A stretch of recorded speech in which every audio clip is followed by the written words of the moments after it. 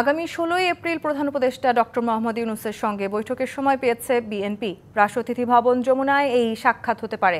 ওই দিন প্রধান উপদেষ্টার কাছে নির্বাচনের সুনির্দিষ্ট রোডম্যাপ চাইতে পারে বিএনপি।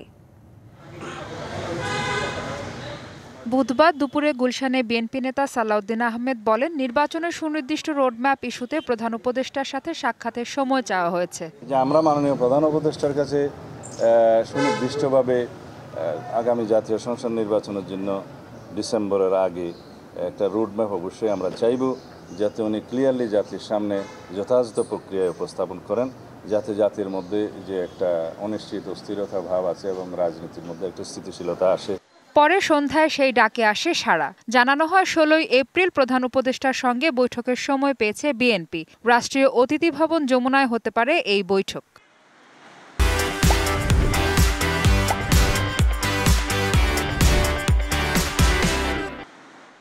বৈঠকে জাতীয় নির্বাচনের রোডম্যাপ ঘোষণা, চলমান সংস্কার প্রক্রিয়া সহ বিভিন্ন বিষয়ে বিশদ আলোচনা হবে বলে আশা করছে বিএনপি।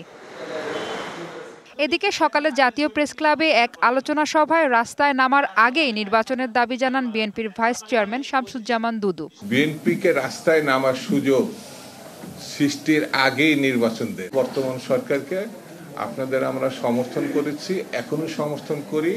আপনাদের অবশ্যই ভালোবাসা আছে, শ্রদ্ধা আছে, এটা নষ্ট করবেন না।